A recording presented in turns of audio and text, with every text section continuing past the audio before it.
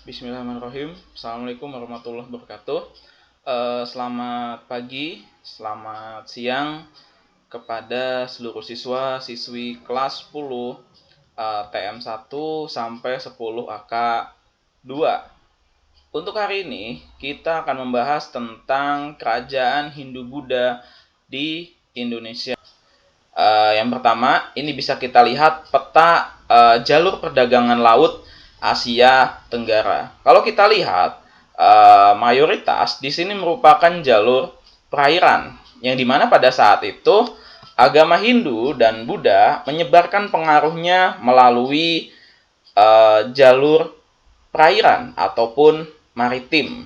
Kenapa? Karena akses yang digunakan saat itu lebih banyak menggunakan jalur laut ketimbang jalur darat, karena belum adanya akses yang memadai pada saat itu, sehingga banyak sekali para pedagang atau saudagar yang datang ke Nusantara sambil mereka berdagang dan menyebarkan agama Hindu dan Buddha di Indonesia. Baik, ini merupakan kerajaan-kerajaan Hindu-Buddha yang terbesar di Indonesia. Baik, ini merupakan kerajaan Kutai, kerajaan pertama di Nusantara pada saat itu. Bisa dilihat, ini petanya.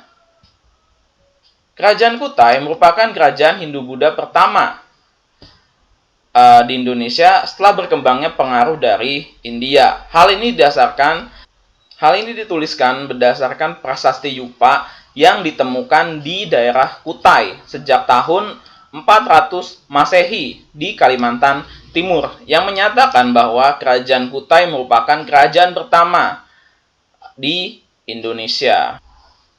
Ini silsilah kerajaan Kutai. Yang pertama adalah Kudungga, yang kedua Asmawarman, yang ketiga adalah Mula Warman. Dalam prasasti Yupa itu disebutkan bahwa ada 7 buah Yupa yang menjadi sumber utama bagi para ahli dalam mengetahui sejarah kerajaan Kutai. Dari salah satu Yupa disebutkan bahwa Raja Mulawarman pada saat itu menjadi raja yang sangat dermawan karena dia memberikan 1000 ekor lembu kepada Brahmana. Brahmana ini pimpinan atau orang yang kalau kita di dalam Islam itu dikenal sebagai kiai. Kondisi sosial budaya di kerajaan Kutai itu tidak lepas dari peranan sungai, karena memang daerah mereka itu dikenal sebagai daerah yang maritim. Mereka beternak dan bergotong royong dalam menjalankan aktivitas kehidupan sehari-hari. Keruntuhan kerajaan Kutai ini disebabkan karena raja pada saat itu tewas karena dibunuh. Selanjutnya itu ada kerajaan Tarumanegara atau kerajaan Tarum.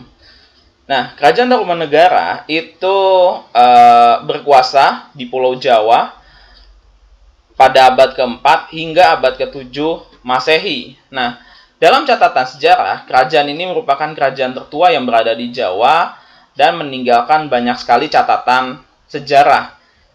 Kerajaan Tarumanegara memiliki aliran Hindu Wisnu pada saat itu. Nah, kita bisa lihat ini merupakan prasasti yang ditinggalkan oleh kerajaan Tarumanegara. Ada 6 prasasti. Yang pertama adalah Ciaruten, yang kedua adalah Muara Cianten, yang ketiga adalah Kebon Kopi, yang keempat adalah Jambu, yang kelima adalah Cindang Hiang, dan keenam adalah prasasti Tugu. Semua prasasti ini menjelaskan bagaimana peranan kerajaan Tarumanegara pada saat itu. Kita bisa lihat ini contoh-contohnya. Yang pertama ada prasasti Tugu, Cindang Hiang, Muara Cianten, prasasti Jambu, prasasti Ciaruten, Kebun Kopi, dan Pasir Awi.